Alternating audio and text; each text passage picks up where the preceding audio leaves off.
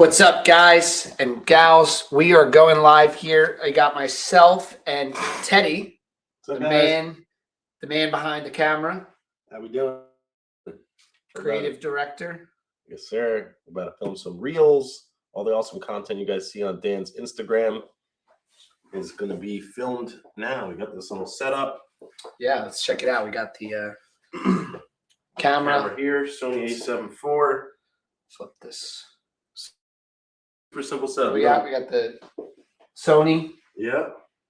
You don't need And, anything crazy, guys. I that's just really got a light here to make it look That's it. little box light. Yep, that's it. This is how we do it right here. You know, it's funny. A lot of people think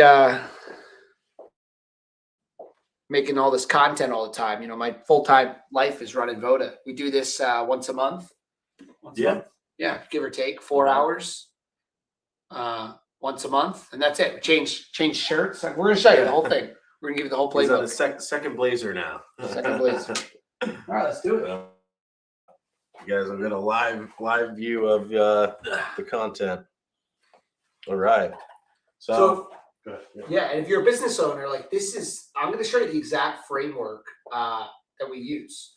And, you know, I also want to share some lessons. So a couple things. One, we're learning how to do this.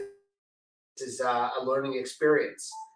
Stupid thing we learned, we did some some tests, and we noticed that this Christmas tree behind me with the flashing lights has been helping with getting the reels to get traction. And I think it's kind of funny because that tree, we got it way too early and it's already kind of dying. It's a live tree. So I don't know what we're gonna do by Christmas. But anyway, we're learning that in the background has been helping with the reels when we track the A/B testing online. And what we've also learned is these live streams have been working really well. So anyway, if you have the time at 1:30 to watch this, I don't know what you're doing. You should have better hobbies, but let's do it. All right, let's go for our next question, Dan. So, why do most owners wait too long to build systems? Okay, so I'm going to walk you through how we're going to do this. So Teddy comes up with questions as our creative director before. We plan them ahead of time. And then what we do is he'll ask me that, and then I have to come up with an answer. So the question was, what was it again?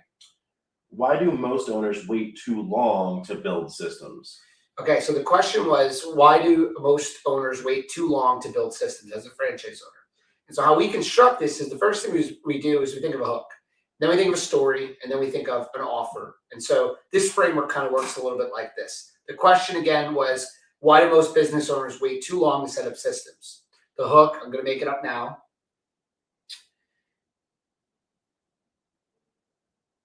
When you, hang on.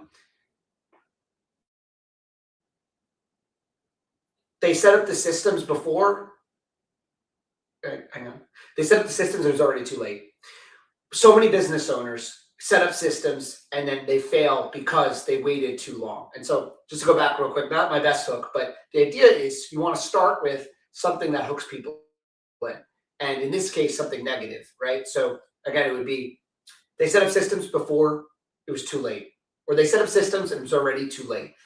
And then you go into the story. So doing it again, hook, they set up systems and it was already too late. It's very difficult to get out of not setting up systems in your business before things get busy.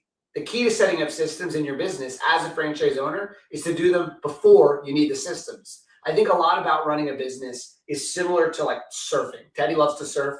I like surfing. I'm not very good at it, but I like it. If I were to go out in the summer and I'm waiting for the perfect wave, right?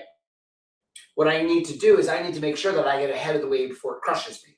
I think running a business is a lot like that. You have to have a system that's there before the crush of busyness hits you. And so many business owners, they start setting up systems when it's already too late. They're panicking. They're in the day-to-day. The phones are ringing off the hook. So you have to be able to hire and set up systems ahead of the curve. So how do you do that? Well, if you're part of the right franchise system, they should have the playbooks based on the point and ramp that you're at. So if you're, 6 months into business and you're at this revenue goal, right, then there's different systems that the franchisor, when it's done the right way, has for you to follow at that point. Okay, you're at this revenue and this size and this time. Here's our next playbook on what you need to do between now and month 9, because here's what's coming up the pipe. When you're a regular business owner, you got to figure it out. As a franchise owner, you have these systems, at least when you're part of a good franchise, right away. And what I like to remind people about franchises is a franchise takes out the guesswork. It doesn't take out the work. You still have to do the work, but there should be a playbook that sets up the systems beforehand. Beautiful. Let's do another. It's a beautiful reel. Love it. Okay, so our next question is going to be, what happens when the owner is the only one who knows how things work?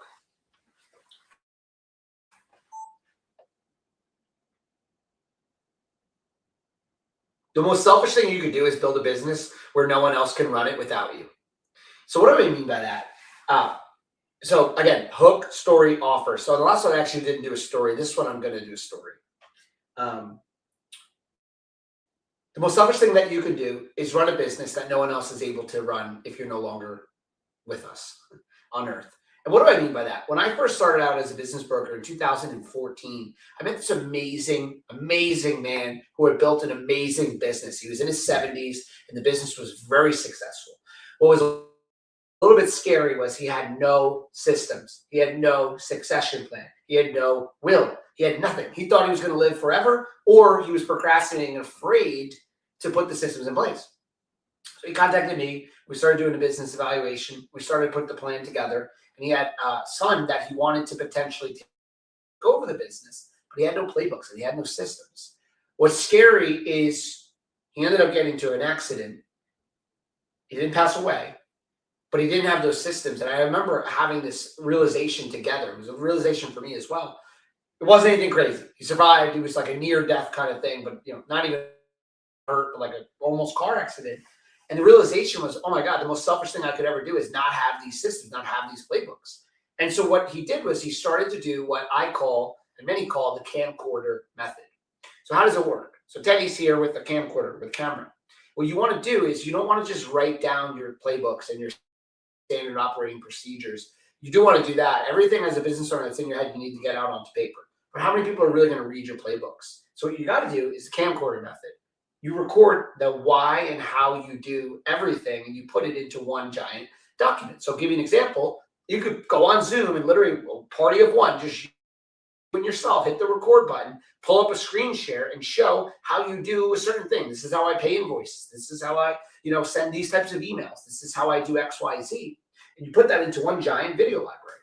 How to send invoices. Step 1, 2, 3, 4. Screen shares, videos, and a document. It doesn't have to be crazy.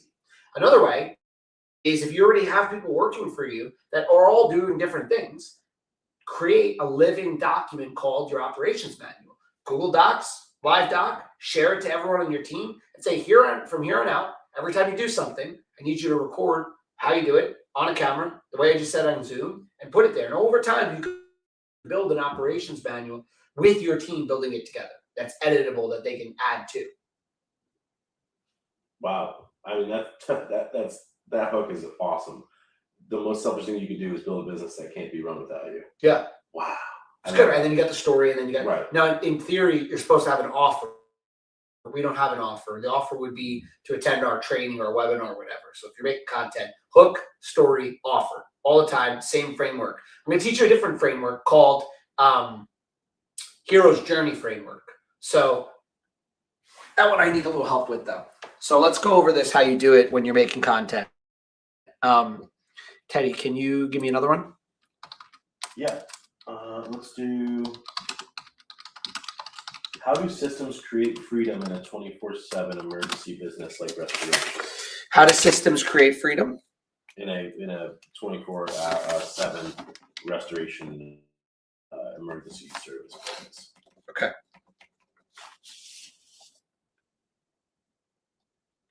All right, so I'm going to show you guys something really cool.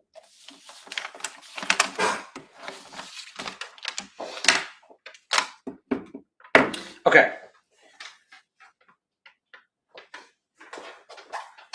All right, so the question from Teddy was, how does systems create freedom in a business like an emergency service business? But I'm going to kind of take that a little bit broader and say, how does systems and discipline create freedom in your life as a business owner? So let's do that. So remember, framework, hook, story, offer. right? Hook, story, offer. So how do you do hook, story, offer? We're going to go through it. Just give me a second. And then maybe do the offer on this one, invite them to the webinar. Okay.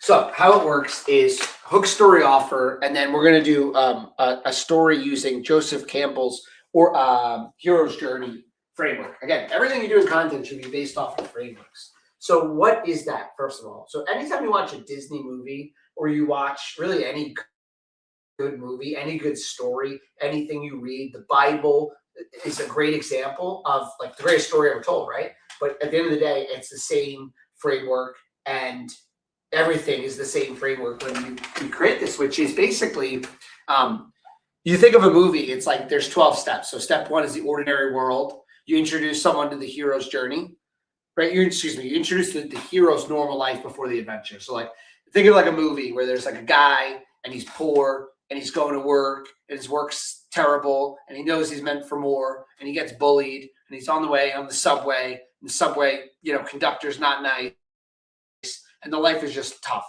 And maybe they get out of the subway and there's a scene where they keep thinking of this business idea that's in their mind, right? Like they have this idea to, create some type of business that could change the world, right? And that's step number 2 is like while they're living in their ordinary world, something disrupts their normal life and invites them to act. So for example, they go up to that job and the boss like fires them right there on the spot.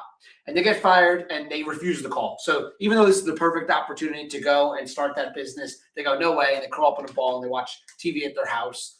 And all of a sudden they're, get evicted, right? Let's think of like Pursuit of Happiness, right? He's got down on his luck. All this stuff happens. They get evicted. And now they're sleeping in a bathroom, right? With the sun. Like if you think of Pursuit of Happiness. And maybe in that bathroom or whatever, they meet someone that is, was in the same boat. Maybe it's an old man. It's Yoda, right? In Star Wars. Or it's, really any movie you think of that there's this guide. And the main character I just talked about is the hero. But there's a guide that tells them like how to do what they need to do. So they meet this mentor, someone that they meet who prepares or guides them. And number 5, they cross the threshold. So the hero leaves the ordinary world and enters the unknown, right? So they jump into this new idea. And then number 6, they go through tests, allies, and enemies. So like as they're building the business, or in the case of, let's use Pursuit of Happiness, for example, he gets the internship and he's doing it, but it's unpaid and he's got to take care of his son. And they're going to get evicted and they got to make money and they got to feed, but he's got to show up to work and not look like he's homeless, right? All these things and these trials and tribulations. And then number 7, in any story, is the approach to the innermost cave. This is the biggest challenge, right? If you remember in the Pursuit of Happiness, like the biggest challenge, like he's out of a house and he's out of money and he's out of everything and he's crying with his son and he's just miserable and he wants to give up, but he can't, right? And then finally there's 8, the ordeal, right? And the ordeal is the hero faces their most difficult test yet. Well, actually, I was just kind of talking about that. And then they overcome it, right? And there's a reward. They gain something valuable, knowledge, power, something. And then as the story wraps up, there's a return. There's a roadblock. Even though they finally got to this point, the hero begins the journey home and there's a resurrection. A final ordeal happens. And another problem happens, but they overcome it. And then finally return with the elixir, which is the hero returns, transformed, offering, sharing, a new story. Think of Pursuit of Happiness. There's that scene where he almost doesn't get the job and then he does, right? And they give him the job and then he's, with his son and then they're at a game and like it almost goes south again. And then he's obviously successful. He's in the box with the, at the game with whoever he's with. So the point is that every story follows this framework. So if you're making content, you follow this framework. Hook, story, offer, you tell a story like that. So I'll give you an example. The question was, we're going to take this all back to Teddy's question. How do you build systems, or how does building systems and freedom create, how does building systems and discipline create freedom? So hook, right? The hook could be, James Clear's Atomic Habits. So you'd say something like, you don't rise to the level of your goals, you fall to the level of your systems. What do I mean by that? And now you're going to go into the story. Okay. When I was younger, I used to believe that I could succeed by outworking everyone. I didn't have any systems. I didn't really have any discipline. Every morning I would wake up and I would do whatever I thought I should do every single morning. And I would change it up and I would do what I felt like, not what I had to do. But when I say had to do, how would I know what I had to do when it wasn't designed for me? And as I got older and I started to realize that like there's this power to routine, I would start to build my own kind of routine, and then I'd get bored and I'd go back to making up my own way of doing things. And fast forward years and years later, I met a friend who's a mentor, a business partner, which is Dragon, the founder of Voda. And one of the things he said to me, he said, discipline creates freedom. It feels like the opposite, right? Like, what do you mean discipline creates freedom? That sounds like not fun. And as I've gotten older, I realize he's right. And I'll give you an example. Dragon starts his day every day the same way. Wakes up at 5:30, which, by the way, he starts his day at 5:30 by first starting his night the same way.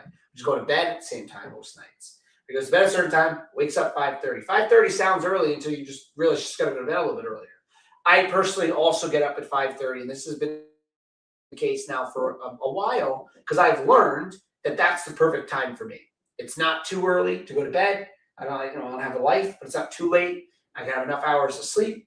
5:30 for me gives me a half hour to do some quick work and brush my teeth, get ready, have some water. I go to the gym at 6, finish at like 7:15. Sometimes I squeeze in the sauna or have breakfast or whatever and get to work. I like to be there at the office usually at 8:30.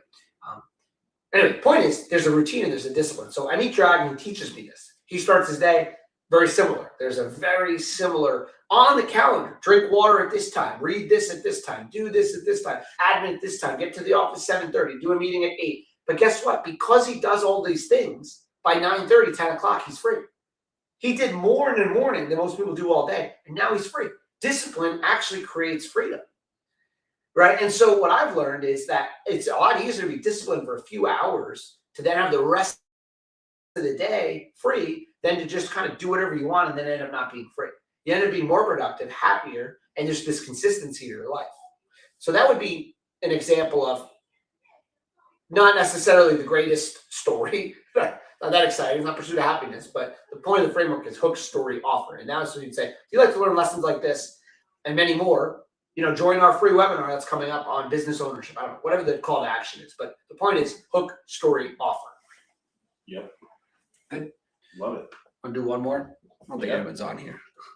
I mean, who would be on here? Like, who's sitting on a live stream? Yeah, I'm going to get rid of this. That's funny.